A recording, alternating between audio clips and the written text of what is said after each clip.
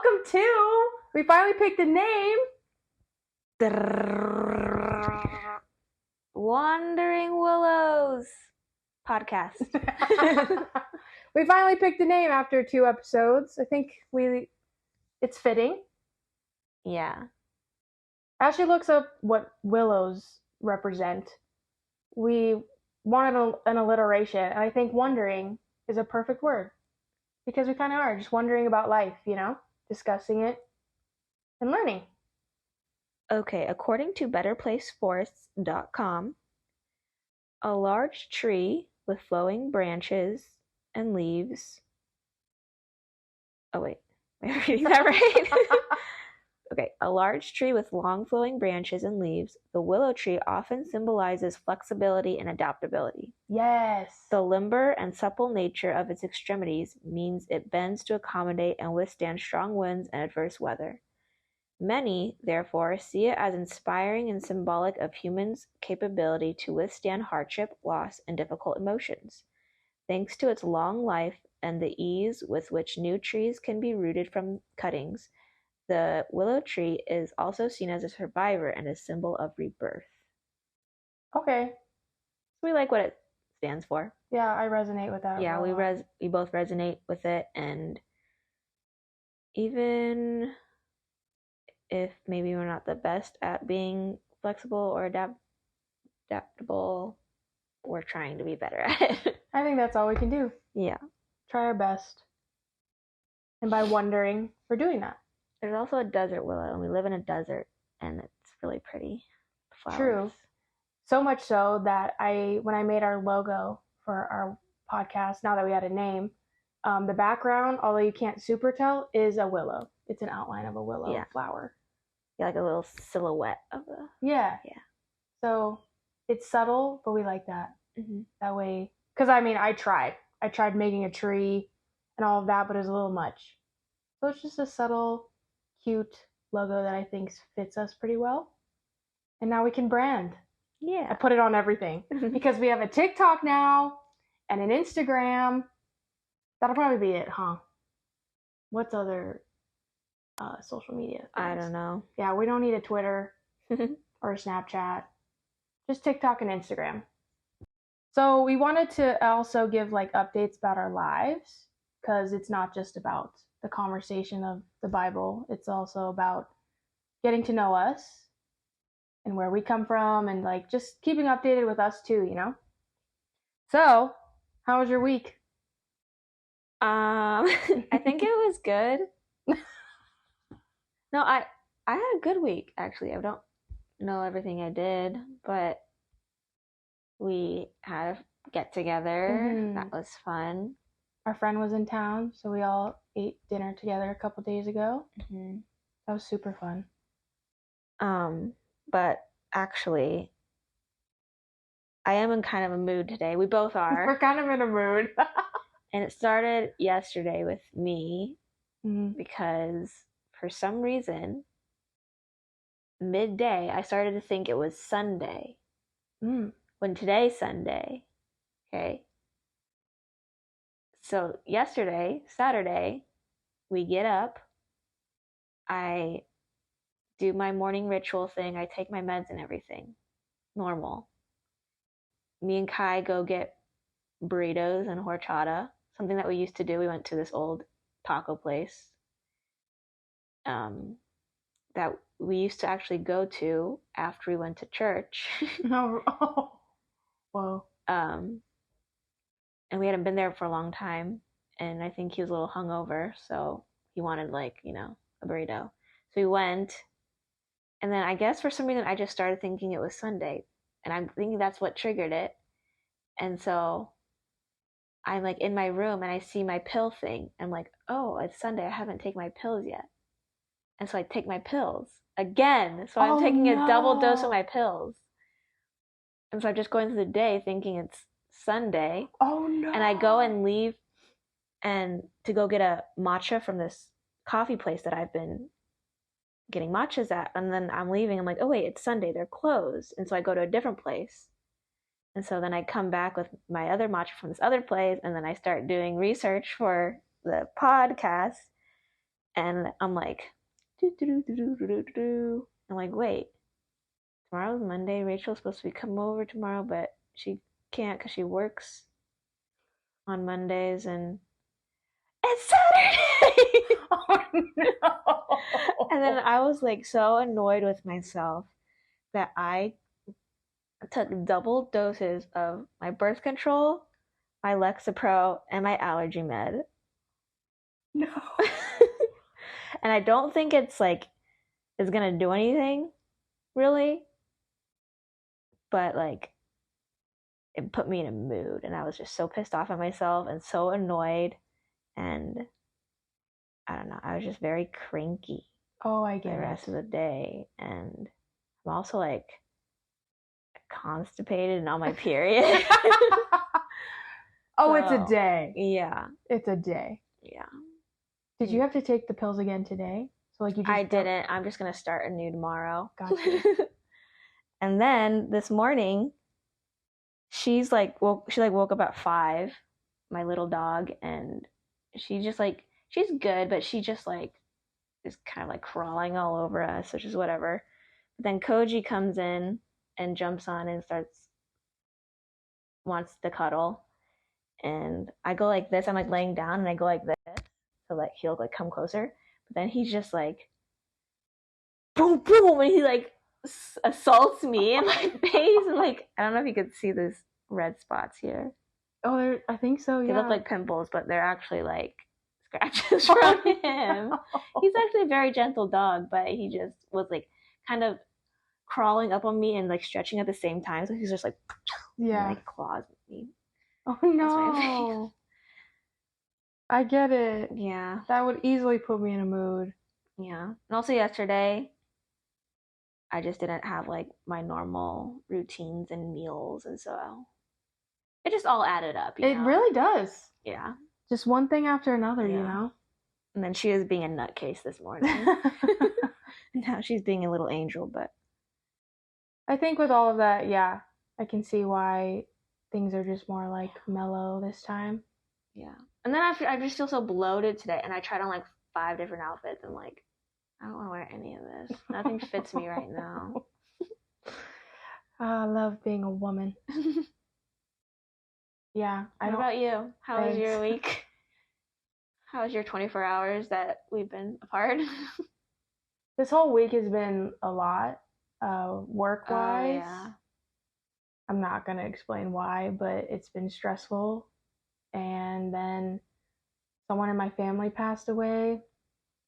And then my friend's been going through a loss as well. So those things add up. And then my social battery's kind of drained. I've done a lot also. We had an intern leave this week, so we went out for that. We had our friend get together Friday. One of my close friends' birthday was yesterday. We had to celebrate that. That was a lot. It really, because even just our get together was a lot for me. Right, and not to mention Kate and I hung out until 2 a.m. after that. Oh my gosh. We did like a tarot card reading, which was cool. Yeah. And I loved it. Then add on when you drink alcohol during these things, it adds up. Yeah. And then to know what this whole next week is going to be, my social battery's a little drained. And yeah, it's just not, that is going to equate to less emotions during this podcast, probably. Yeah, less energy. Less energy, for sure. So yeah, we're going through it a little bit right now. Not in a super bad way, actually. Like when people say stuff like that, I feel like others take it as a complaint. Not a complaint. No, it's just life. It's just reality. Yeah. Like we're not going to be on every single time. Yeah. But that's kind of, I like seeing that. I'm going to watch it back when I edit this and be like, I can tell. And then next time, it's probably going to be a lot different. It's just going to be cool. I like seeing patterns in our lives, understanding how we work together when we're both in a mood, if one of us is in a mood. It's going to be cool. Yeah. But yeah, that's why we might be a little calmer today. Is calmer the right word? Low energy. Yeah, just low energy. I feel low energy. Same. Same. But in my garden, the edamame is doing well. I'm excited. I mean, they're still really little, but last time I did edamame, they did not do well. So I'm hopeful. Hell yeah, that's exciting. I'm excited for you with your whole garden thing. I always think it is so cool that you can grow your own food and plants and all of it. Keep everything alive, too. Oh, I had a thought with that. Oh, I can't wait till we can get into it one day, maybe. She has her own YouTube channel, by the way. Do you want to link that? Madd's Mallow Garden. Yeah, she does like garden tours. What else do you do? I've done some meal prepping stuff, but I mostly want to focus on like the garden, and once I'm able to get like better yields of things, like my journey on like harvesting it and preserving it and stuff. So like I'm editing a video right now, and then the video after that I think is going to be harvesting of like all my beets and garlic, because I think that's coming up soon. So cool. Yeah. I find it so fascinating, and I would love for us to figure out a way to talk about it here too. Like your hobbies, my hobbies. Yeah. That's totally coming down the line. Speaking of YouTube channels, I also have one. If you want to check it out. I don't really know what it's going to be fully. Right now, it's just kind of vlogs of my life, like fun moments I've had in the past few months. Mainly because I'm trying to learn Final Cut Pro better, so I can edit these videos more efficiently, and I don't know, who knows, turn it into a career one day. I think that'd be so cool.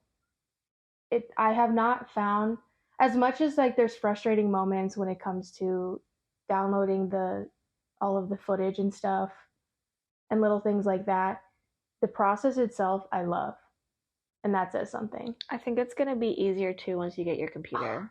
Next weekend. Yeah. I'm so excited. I'm gonna buy a Mac Mini to finally edit on a big computer, because right now my laptop is suffering. Where are you gonna put it? Well, it's this big, so it'll fit on my desk. Oh, I see. And then you have a monitor. I see. Which I already used. Oh, did you forget she was there? This is Mia. She's a deaf girl. She's very sensitive to her surroundings. No. Yeah, we have to do an intro of your doggies. I also have a personal TikTok, Madd's Mallow Garden, and you can see more of her on there. True.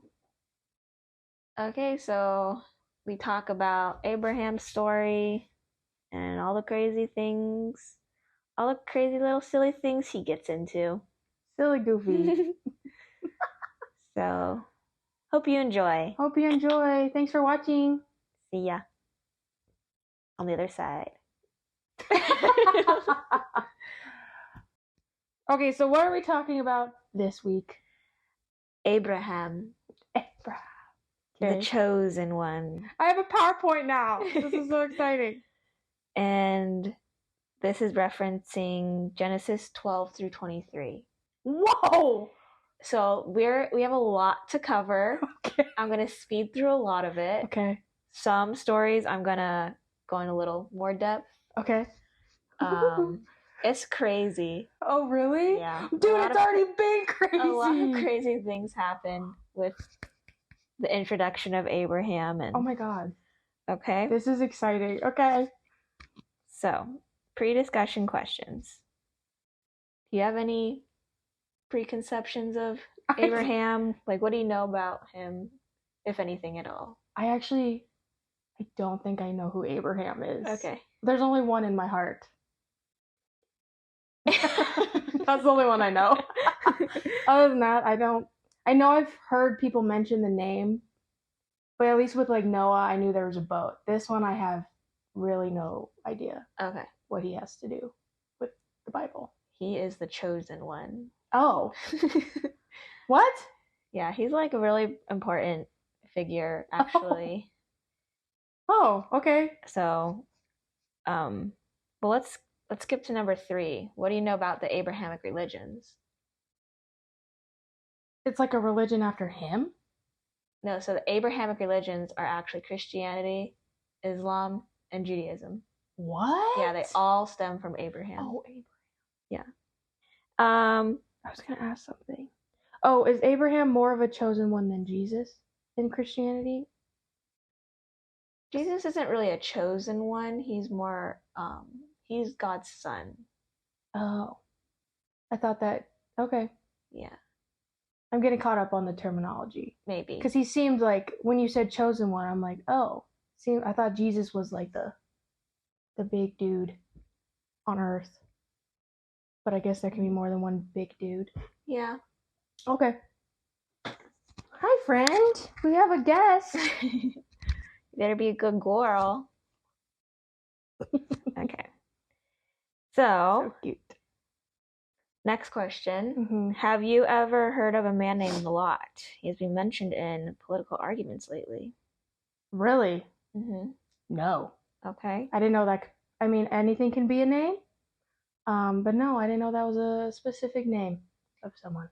So in American politics, there has been an ongoing battle in states such as Florida that entails banning of certain books, mainly books that concern or mention or are about LGBTQ plus people. This is backed by conservatives, obviously, but the Bible is not listed on that list of books. Of course not. And they think they should be banned. However, liberals have been specifically citing a story with Lot and his daughters to counter the logic behind the book banning movement. Mm-hmm. So we're gonna get to that story today. So how I perceived Abraham's story as a child, growing up, going to a Christian school and Sunday school and vacation Bible school, I learned about Abraham a lot. Mm. Yeah. At least a few stories were repeatedly taught and talked about, and I just thought of these Abrahamic stories as normal and a little scary or uncomfortable. Oh. But really learning about Abraham was just a normal experience, and I don't think I thought much past that. Now, though, I definitely have some thoughts. Oh, okay. All right, so let's get to the story. This was just normal to you. Yeah. It's crazy. Okay. This is so cool. Okay. So these are just some characters of the story. You don't have to, just to introduce them. Okay. You don't have to like memorize them or anything. So Abram/Abraham, the one who God chooses to be the patriarch of his people to come. Sarai/Sarah, Abraham's wife. Lot is Abraham's nephew. Hagar is Sarah's maidservant or slave. Mm-hmm. Ishmael, Abraham and Hagar's son. Isaac, Sarah, excuse me, and Abraham's son. Excuse me. Okay. All right. So, oh yeah, Abraham. I was gonna say, is that like a shortened nickname? Well, you'll see. Oh, there's like point to that. Yeah. So Abraham at this point of his life is known as Abram. And he becomes Abraham later, which we will get to. Okay. Okay. So God calls on Abraham. He commands Abram. Oh, I just said Abraham. He's known as Abram right now. So God commands Abram to leave the land he was residing in and go to the land that God wanted him to. He promised Abram that if he did, he would make him into a great nation and everyone on earth would be a blessing through him. So Abram, Sarai, his wife, Lot, his nephew, and their people, which like their servants and slaves and stuff, make the journey to Canaan, the promised land. Canaan, the promised land. Yeah. These are all new things. Everything you're saying is new. Mm-hmm. When they get there, they're living there, right? But unfortunately, a famine sweeps through Canaan. And they don't have any food, so Abraham decides to travel to Egypt and live there for a while with his family. But before they arrive, Abram was getting a little nervous that the Pharaoh would steal his girl and murder him if the Egyptians found out that Sarai was actually his wife. Because I guess that was a thing. So he was like, Sarai, babe, I know. how about you say that you're my sister? That way they will treat me well and not murder me. Oh, okay. So they did this. They went through the plan, and Pharaoh's guys were like, dude, your sister is hot. Let's bring her to the Pharaoh. Oh, no. Yeah, and their plan worked. Pharaoh thought Sarai was beautiful, and from this, Abram required a shit ton of livestock and like riches and camels and servants. For her, or just like, oh, welcome to the family. I don't think it was really a trade, but maybe it was. I'm thinking of it. I don't know. But God was not happy with this arrangement. Oh. Sarah was Abram's wife. Okay, so this is a no-no, not Pharaoh's. Married. Yeah. So you want to know what God did? I don't know if I want to know what God did. I don't know if I want to know. Okay, yeah. He inflicted severe disease on Pharaoh and his household. Oh my God. Literally. Jeez, dude. So then Pharaoh kind of knew that Abram lied to him from that, I guess, and he felt a little betrayed and hurt. And he was like, just take your wife and leave, man. That's a nice approach compared to what's been happening. Yeah. And Abram was like, sick. And he left with everything he had required. Like Pharaoh just let him have all the things. Wow. Yeah. It's a pretty cool Pharaoh, if you ask me. Oh, damn. And he thought like he was going to be a bad guy. Yeah. Do you think it would have played out differently if they did say like, that's my wife? I don't know. I mean, technically they didn't lie because later on I did learn that Sarai is his half-sister. Oh, true. Right? Yeah. A lot of incest back then. Yes, I didn't want to say it, but yes. So now introducing Lot. So Abram and his family, including his nephew Lot, leave Egypt stacked. Like they got servants, they got riches, they got llamas. I don't know about llamas, but maybe like camels, livestock, okay? They leave Egypt and travel and set up camp at a new land. But all of Abram's riches and all of Lot's riches are too much for the land, so they decide to split up. And also, like, each other's herdsmen started fighting, so like, oh, we need our own space. So Lot settles near a city called Sodom, and Abram goes back to Canaan, I guess. But I think they're still kind of near each other. Okay. Oh, and the people of Sodom were not cool. There's already people there? Yeah. Oh. It's a whole city. And so I guess Lot just kind of settles on the outside of it, like maybe like more in the country. Yeah, suburbs. And so the people of Sodom were not cool, and they were sinning against the Lord, and we'll definitely get more into that. So just leave that as a little blurb in your head. Put a pin in it. Okay. And then a war occurs between several allied nations, and Lot becomes collateral damage and gets captured, and all his stuff is taken. And Abram finds out. And he takes like 300 something of the men of his household. Whoa, that's a lot of people. Yeah. And they save Lot. Okay. But he's going up against like several kings' nations, so. Oh. I'm guessing because they had the Lord on their side, they're able to do that. A Lord? The Lord. Oh, the Lord. Okay.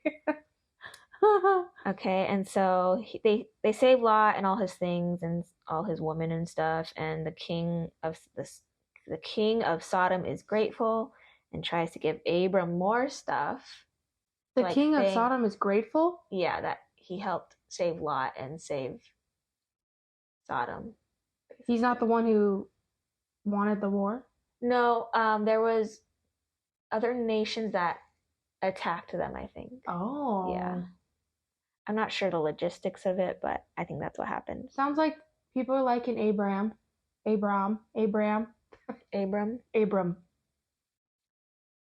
Well, so this king tried to give Abram stuff as like a thank you, but Abram refused because he didn't want to be indebted to him.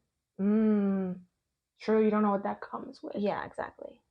He only wanted to be obliged to God.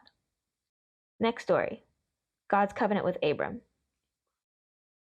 Basically, God communicates with Abram through like several ways, through visions, dreams. Sometimes he comes in person as like a person. Whoa. Yeah. But this time it was a vision, and Abram and God have a back and forth about how God is going to make Abram into a great nation, and he's going to give his people all this land. But Abram is like, how the fuck are you going to do that, considering you haven't blessed me with any children yet? Whoa. Okay. Okay. Well, he's not really giving God toot or anything.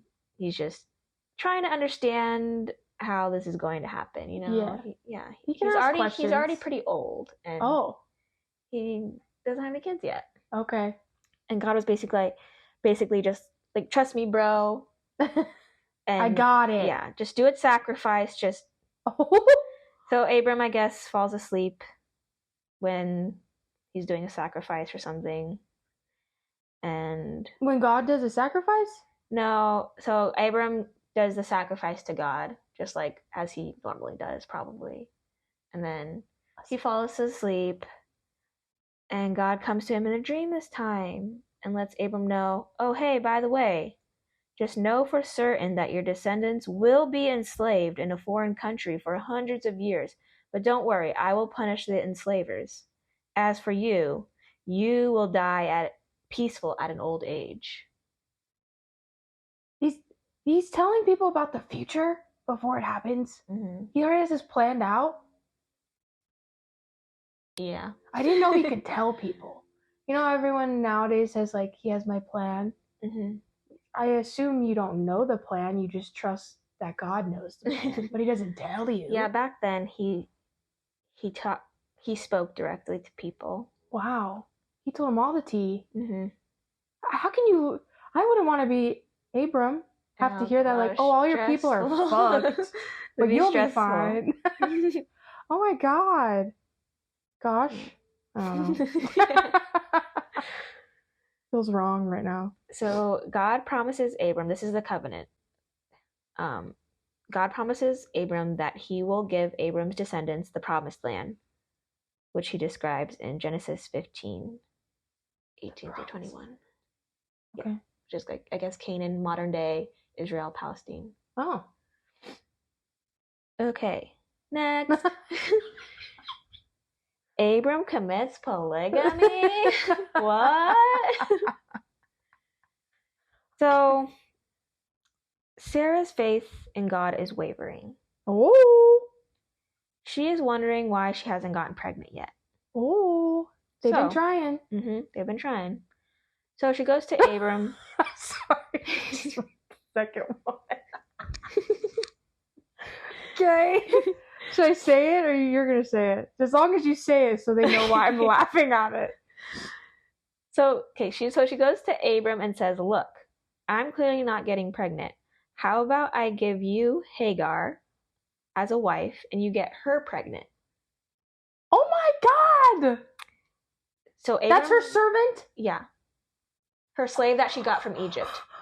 Is this okay? So Abram does, and Hagar gets pregnant. Not consensual, by the way. So we all know what non-consensual sex is, right? Yeah. Yeah. That was noted in the Bible. That was noted in the Bible that it wasn't? Or you can just tell the vibes? Vibes. Dude, is this not fucking Handmaid's Tale or what? That's exactly what they do. Holy shit. I mean, she's not even there consensually, probably because she's a slave, so... Oh my God. Yeah. Holy shit, okay. Mm-hmm. Yeah, meanie bobini. Yeah, so... Sarai is now a meanie bobini towards Hagar, and Hagar runs away. So basically, Sarah gets jealous that Hagar is having Abram's baby, and she starts badly mistreating Hagar. That was your idea, bitch. Yeah. And it gets so bad that Hagar runs away. You're stressing the baby out too, by the way. Yeah. Oh my God. I don't blame her. While Hagar is wandering the desert, an angel comes to her and convinces her to go back to Sarai and Abram by telling her that she will have many descendants from this son and to name him Ishmael. Hagar is in awe of God and trusts God, and so she complies, goes back, and has Ishmael. Okay. That wasn't a very convincing reason to go back. But if she loves him, God, Mm-hmm. I can understand. Yeah. This story was very like surface level to me. Obviously, like as a child, I wasn't thinking through what like all of this was and meant, and so I I googled when I was rereading it. I was like, oh my god, this is awful. And so I googled justice for Hagar and see if anything popped up. But I don't know. Nothing? Not really. But I'm like, Hagar, I love her and I wish her the best. Oh. Okay. That's crazy that, I mean, God basically put her on the earth to be a servant and to fulfill this pregnancy thing. Like, he knew this was going to happen. Man, women got fucked up from the beginning, man. Yeah. That was her destiny. Like, what? Yeah. Justice for Hagar. Okay. So I titled this slide like a Costco membership card, but it's your penis.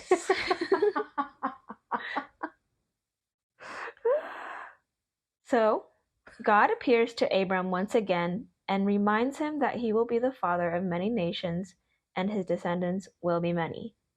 Again. Okay. But I'm waiting. He has decided to add some conditions. Oh, of course. So these conditions are God's covenant with Abram and his descendants. Okay. So first off, God is like, you're not Abram anymore. Okay. You're now Abraham. Okay. You're now Abraham. And then he's like, you and all your male descendants now have to be circumcised. What? Okay. So they know who's his descendants. I guess so they know who. Oh my god, that's what it was used for? Yeah. To identify? Yeah. Shut up. Oh my god, no way. No way. That's why circumcision is a thing? Or started? At least for Judaism. Oh my goodness. Yeah. Because of God's conditions. Got it. And then he also renamed Sarai to Sarah. Why? Has something to do with the covenant. I don't know. Okay. Because Sarai meant princess, and Sarah it also means princess, so I don't know why hers was changed. Abraham, it makes more sense that he changed it, but I forget the meanings. God's very detailed. I think Abraham means father of many. Oh. Yeah. And then he promises them again that they will have a son, even though Abram was 100 and Sarah was 90. Next. Okay. Have you ever heard of Sodom and Gomorrah? Really? Gomorrah? Not the Marvel character. Nope. No, I have not. Okay. So, 3 visitors. No. Does his name turn into a verb? Sodomize a thing? Yeah. Shut up. Is that because of him? It's a city. Sodom is a city. But yes. Yes? Yes. No way. Okay. No way. Okay. The story of Sodom and Gomorrah. 3 visitors come and visit Abraham. These visitors are God and 2 angels in human form. Oh. Basically, I think. They basically come and tell Abraham that he will have a son by this time next year. So again, with the promise of the son, it's like, okay, we get it. Jeez. As they are leaving, God looks over to the cities, Sodom and Gomorrah, and wonders if he should tell Abraham what he is planning to do to these cities. So the 2 angels who appear as men leave and go to Sodom and Gomorrah to scope out what is going on over there. God stays behind and tells Abraham that he plans to destroy Sodom and Gomorrah. Abraham pleads God not to and asks if God finds at least 10 righteous people there, will he please not destroy the city? God agrees. Does he though? So the 2 angels arrive at Sodom and Gomorrah, and Lot meets them, because remember, Lot lives over there. Lot meets them and insists that they stay with him and his family. So while they're eating dinner or something, they're just inside the house, several men of the city knock on Lot's door and demand Lot give them the visitors so that they can have sex with them. Essentially commit sodomy and them. What? So much just happened. I don't know what you just said. I do, but like it doesn't make sense, or it's just a lot. Yeah. So Sodom and Gomorrah are angels, you said? No, they're cities. Cities. Yeah. Oh, yeah. That Lot lives at. They're cities. Oh, I'm sorry. Wicked people live there. But God came down. You said God came with two visitors who were angels. Yeah. Oh, okay. So then they have Sodom and Gomorrah are cities. Mm-hmm. Oh, they're in his house. And then people knock on his door and say, we want to grape the people in your city. Yeah, give us the visitors so that we can have sex with them. The visitors, aka the angels? Yeah. Oh, shit. Yeah. Okay. Gets worse. Oh, God. Okay. I was talking with my other friends about this, and they're like, are you positive when you listen to the story? And I'm like, I'm trying, but damn, it doesn't, like, really warrant you to be like, oh, this is a good story. Wait, why would they ask you that? Because, like, well, they're deconstructed, too, and they probably know it's, like, not the most positive thing. And I don't know, Tim asked me. I was like, I'm trying to stay positive, but, like, there's a lot of bad I will shit. say the Old Testament is crazy.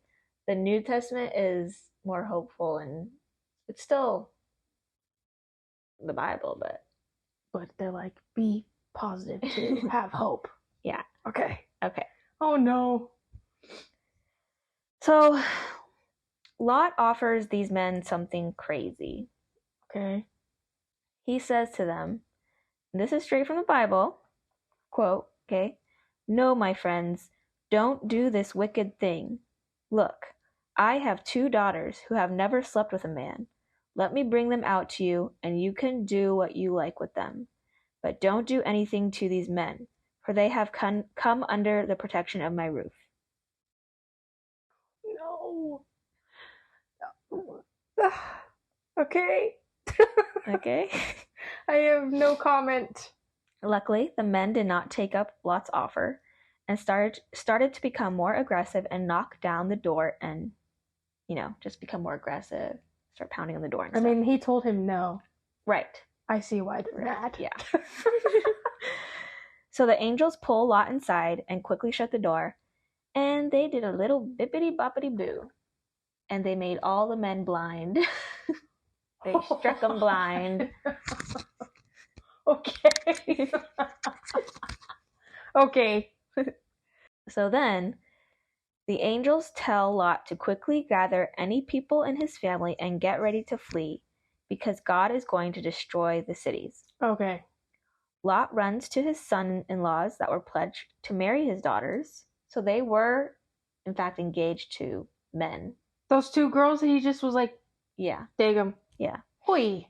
So he runs to his son-in-laws and tells them what's going on, and they just laugh at him because they think he's joking. Like, the city's not going to be destroyed. Like, shut up. So now it's just Lot, his wife, and their 2 daughters who have to flee in a hurry. The angels tell them to flee and to not look back. Whatever you do not look back. Got it? Yeah. No matter how much you want to look back at your home being destroyed, don't. But, like, fair warning, right? Fair warning. Don't right? you want to know? Okay. Fair warning. So how is Sodom and Gomorrah destroyed, you ask? I'm not asking. Oh, no. How? God makes it rain burning sulfur. Oh. So it's pretty clear that God did not find at least 10 people that were righteous, right? So only Lot, his wife, and 2 daughters. So he only found 4. Well, that was the condition. Yeah. So as soon as Lot and his family are out of boundaries, God begins destruction, and unfortunately, Lot's wife looks back at her city being destroyed. She did exactly what the angels warned her not to do. And you know what happens? She turns into a pillar of salt. Bye-bye, Lot's wife. Damn, Sarah. No, we don't know her name. Oh. Sarah is Abraham's wife. Okay. Bye. Yeah. She didn't have a name? No, they didn't even give her a name. Damn. She just sold We now. don't know her name. Dude, you would think, does Lot's wife like have faith in the angels? And they believed them when they said God was going to get rid of these cities and the power that he has. I would really listen to them at that point. Yeah. I would not turn around. Yeah. It's also like sad. Like I feel sad for her. Like she probably had a whole life there. She probably had friends, like all her possessions, her house. Yeah, maybe you don't want to be alive at that point, knowing that's all just bye-bye. Yeah. Maybe she knew what she was doing, actually. R.I.P. So that's the story of Sodom and Gomorrah. Bye. Okay, so Lot's household settles eventually in the mountains. Mm-hmm. I guess there were not very many people around, and so there weren't any suitors for Lot's daughters. Because remember, their They didn't come with. soon-to-be husbands were destroyed in the sulfur fire. Oh, God, dude. So Lot's daughters are tired of not being able to have a baby and to carry on their line, so they come up with an idea. Okay. The older daughter goes to her sister and suggests that they get their father drunk on wine and sleep with him in order to get pregnant. You're lying. Mm-mm. And so the older daughter does this, and one evening they get Lot so drunk that he has no idea what happened. You learned this as a child? I did not learn this Oh, okay. as a child, actually. Why not? They just skipped over it. You are lying to me right now. I don't remember this story at all. I learned the story as an adult. No way. Yeah. And the younger daughter does the same thing the next night. Ew! And they both become pregnant with their father's children. No. You're lying. This is just True. This is all true. Ew! Ew! There's so much incest going on. I act like this is the first time. Wow. Mm-hmm. So that's the story that liberals have been referring to. Gee, I wonder why. Mm-hmm. Holy shit. Okay, next. Yeah. Proceed. Oh, I got through this fast then. Okay. Are we almost done? Yeah. Oh, wow. Okay, so Abraham and Sarah finally have a son. And they name him Isaac. And so several years later, probably when Isaac, why did I keep saying like that?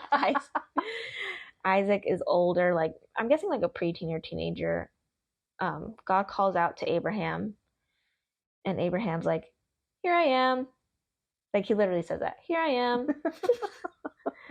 Then God says to him, "Take your son, your only son Isaac, whom you love, and go to the mountains, and sacrifice him. Sacrifice him there as a burnt offering." What the hell, dude? So Abraham saddles up his donkey and brings a few servants with him and Isaac on this 3-day trek to this mountain that God wants them to go to. When they get there, Abraham tells his servants to stay behind while him and Isaac go a little ways to make the offering. Does Isaac know? Not at this point. No. Oh my God. Isaac then gets Isaac. It's spelled like Isaac. It is, you're right. Isaac then gets a little confused because he sees that they packed firewood and everything they needed for the offering, except for something to sacrifice. Oh. And Abraham just says to him that God will provide it when we get there. So they go. And they get to the exact place. Abraham builds the altar and ties up Isaac and raises his knife to slay him. But right before Abraham is about to kill his son, God calls out, "Abraham, Abraham, whoa, bro!" I was kidding. I was just testing you. Phew, that was a close one. Now I know that you truly do love and respect me. He's playing games. Because you will kill your son for me. God is literally playing games for funsies. You're lying. You're lying. Mm-mm. And then a ram, like a male goat or sheep, randomly appeared in the bushes, and they sacrificed that ram instead of Isaac. So in the end, Abraham didn't lie to Isaac. God did provide this offering. You're right. Mm-hmm. I would not trust my father after that. Yeah. That's gonna traumatizing. They right? need to go to therapy now. Oh no. So what's the moral of this story? Whoa! Full circle. The whole time you were talking about all this crazy shit, I was like, what are we learning? Like, what is this lesson I'm learning? Mm-hmm. So there's always a moral, right? Yeah, what the hell is it? So from what I remember from the story growing up, it meant to always trust that God will provide, and to always trust and love and put God first, even before your children and the people you love most. That's whoa! No way. That makes sense, right? Like, from a Christian perspective, like you always want God first in your heart. Yes. I'm thinking of a lot of people right now who do that. Mm-hmm. Who would choose God over their kids. Mm-hmm. Whoa. You just have to trust him? Mm-hmm. So blindly like that? Mm-hmm. Whoa. So then even if it's bad stuff, even if God has bad plans for you, you just have to trust it? I'm uncomfy. It's very uncomfortable. Oh shoot, I had two thoughts while you were talking. It was like, what's the lesson of all of this? And something about Abraham. Oh, puberty. So you're telling me a lot of these people on the earlier days lived a long time, right? We're talking like hundreds of years. Mm-hmm. Was it the natural way of things to hit puberty in the same time we do now? You know what I mean? I think so. And then I you're don't know. just, because like for us, you get old by the time you're 90. Like your body is deteriorating. Yeah. But if you're living till 500, 900, whatever, what do you look like at 250 years old? You know what I mean? Yeah, I don't know. That's weird. You just like stop aging. Maybe they're aging slower. I don't know. Oh, just like really slow? I mean, I guess at this point in time, Sarah and Abraham were like 90 and 100 when they had Isaac. And that was actually considered old then. Like at this point. Oh, like you're 40 old now? Like you shouldn't have, like it's harder to have kids at 40, or you're like late to the game? Maybe. Because they didn't believe God that they would have a kid because they were so old. And that's the story of Abraham, or mostly. We might touch back on him like during his death, but maybe not. I don't know. We might be done with Abraham. Dude, that was insane. Mm-hmm. I'll say I'm like in a different mood today than in the last two. I don't know what I would consider the mood per se, but when you're telling me how bad this stuff is, I just like want to shake my head. You know what I mean? It's not, maybe it's no longer surprising. So it's more of like an eye roll of like, geez Louise, how bad can it actually get? Yeah. And it's turning into just going like, damn, when's the good coming? You know what I mean? Mm-hmm. I hope eventually. How much left is there still a lot left of the Old Testament? We're only in the first book, girl. How many books are there? But I'm obviously not going to go through everything because that's just a lot, and I'm just going to try to hit the stories that I knew mainly, and maybe some crazy ones that I've learned. But so that's so crazy. You did not know of that one story until you were researching right now, or before this as an adult? I knew it a little before this, yeah. And how do you feel about all of that? It's like I feel like they're picking and choosing what they taught us, you know? Mm-hmm. That they could just not tell that part? Yeah. And maybe they talked about it in like adult Bible study, because it's not like great Sunday school story, you know? Yeah. That's just funny to me, because is a goal of Christianity, at least Christianity, to read the Bible or have your people know the Bible in and out, basically? Is that the point of Christianity? Not the point, but a goal. I think it maybe is some people's goal. It's not everybody's goal. Really? So you don't have to know that book fully? No, not at all. That's the pastor's job. So is it like their lifetime to just tell all the stories that they deem worthwhile in their sermons or whatever you call it? Yeah, they will base their sermons off of scripture and incorporate like modern life and how we can learn from the scripture and apply it to our lives. That makes sense. It does make sense. They'll use stories and interpret the stories. And the Bible is like the book, though. Mm-hmm. Like, you need to follow this book or the lessons you're learning from them. Mm-hmm. But then you're telling me also that a lot of people don't know the whole book or all of the lessons that come. I never did. Oops. But then people are so opinionated and think their way's the right way when they don't even know the whole way. You know what I mean? Like, I'm trying to think in my own life.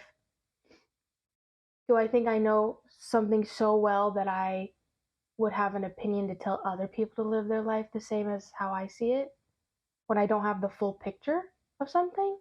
Doesn't it feel like you would want the full picture before you start telling people how to live their lives? Yeah. I mean, in a perfect world. Whoa. Yeah, as you can see, it was hard for me to, like, during my deconstruction, it's hard for me to like reconcile all these stories and thoughts I was having. They're very contradicting. Yeah. Man, and God just like played those games with Abraham. So you see it as games, but Christians don't see it like that. You know? I get that because Yeah. it was the first one too. I guess I see it as games now because we're so far removed from this that people turned it into a game. You know what I mean? Like, or just an example, not so big, like a life, but in a relationship, you test the other person to make sure they won't leave or that you know that they're loyal or whatever. That's a game now. But I mean, he did that. He started that. But we shouldn't be doing it, huh? Because it's only with God that he can do stuff like that. Theoretically, it shouldn't be happening between humans. Or it can, but it's like not the same level of, it's not the same type of test, I guess you could say. Yeah. Oh, you know, another reason why maybe I'm not reacting as much or feel less sensitive to react is because so much happened. I don't want to sit here and be like, I'm an empathetic person. But when you think of a story, like, I want to think about what the characters are going through. Like when you watch Harry Potter or something, you resonate with them, and the movie gives you time to like understand their feelings when bad things are happening. Versus in this, so much is happening. I know I can't catch up with the emotional side of it. So maybe I'm protecting my heart by like not thinking about it too hard. Because you literally just told me that people died from acid rain, basically. And just picturing that is so sad and insane. Or the thought and the emotions that Lot, no. Who was the son that almost died? Who was sacrificed? Isaac. How he must have felt in that moment when he realized, like, I know. My dad was about to freaking kill me. Yeah. But would he also understand because he believed in God and the faith of God? I was taught that he understood. that he understood. Mm-hmm. I get you, Dad. I was also taught that Abraham probably like was very reluctant about it. That means something. Yeah. At least he didn't want to. Yeah. He was gonna, but he didn't want to. Sure. What else did you tell me? So those angels were men? Mm-hmm. They appeared as men. They appeared as men, and when those people knocked on the door to say, I want to do stuff with the angels, they knew it was men. Mm-hmm. And then they were like, and then Lot was like, here, take my daughters instead. They're like, nah. Yeah. Hmm. Yeah, so the story of Sodom and Gomorrah is kind of like where the anti-gay sentiment comes from, I think. Like homophobia, and where anti-gay Christians will reference Sodom and Gomorrah because God believed that they were doing wicked things, and one of those things were sodomy, having sex with men having sex with men, and God saw that as wicked. The people in those cities. Yeah. And then he destroyed them. Mm-hmm. Yikes. That's one of the stories that, like, people think means no gay. Mm-hmm. But there's more, I'm assuming. I think so. I'm not sure if there's many, though. Yeah. Who knows how it's even, like, translated? I'll definitely look out for these names now if I ever hear that argument of why gay is bad because of the Bible. That's very interesting. I mean, yes, I thought about it when you were talking through the story, but I didn't equate him murdering these towns because of that. It just was like part of it. Yeah. It didn't really matter who they wanted to grape. It was just that they wanted to grape. But then God, but like, he knows that they were going to do that, right? Or is that, can you help explain that to me? So it's like God knows your destiny. Versus, okay, I was actually researching that, like, God's plan versus good or free will. Right. I can't explain it to you. Because you don't understand, or it's like something you have to just... I don't understand. Because it's just a paradox to me, and I'm not sure. Like, it would be cool if we had someone, like a pastor, come and explain it to us. Because I don't get it. Yeah. Because it's like, if the future is predestined, he made your plan, then how do you have free will? Okay, here's the thing. When I was a kid, my one religious friend tried explaining this to me while we were jumping on the trampoline. And I think I was probably asking the same question of like, or maybe I didn't even ask it. She just knew she needed to answer it because that's a big question. And she said something along the lines of, he gives you options. You either do what he wants or you go against it. That's what your free will is. And you decide which route you take. But at the same time, how do you know which one's right? Like, he's coming to everybody and giving you a vision or like a sign to know which way to go, even in moments that are fleeting, like or really emergent, where you have to make a big decision. You're just gonna know what's right or wrong, or what God destines you to do. Yeah. Versus your free will. But he gave you free will. I don't get it. But he also knows what you're gonna pick. Yeah. He's supposed to know my choice already. Yeah. That's a mind fuck right there. Yeah. And I think that's one of those things we'll have to put a pin in throughout hearing the rest of the stories, because it just won't get answered. It just won't. I mean, you still don't know the answer. Yeah. Like, that just shows you. Yeah, I'd love to hear if we either listen to or find someone explaining it. That's putting everything, it's making everything confusing. Our camera died. But we were kind of done. Yeah. I think it was a lot to take in. Life's a lot, but it was a good run. Yeah. We had to get through it. I'm exhausted. I was exhausted researching it. I bet. Like, why am I reliving this? What are we doing? But that's good. Oh, what are we going to talk about next time? Do you have any idea? I don't know. No? Okay, cool. We'll leave it up in the air then. Yeah. That's exciting. Yeah, I have to decide if I want to continue with Abraham Line's stories or if we want to take a break from that and maybe jump the next book or even the New Testament. I don't know. Whoa, okay. Cool. Well, thanks for watching. Check out our TikTok and our Instagram. We're on the socials now.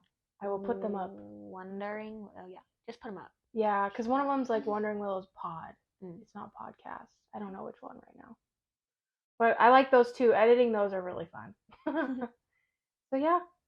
Anything else you want to say? No, thanks for listening. Thanks. Bye. Bye.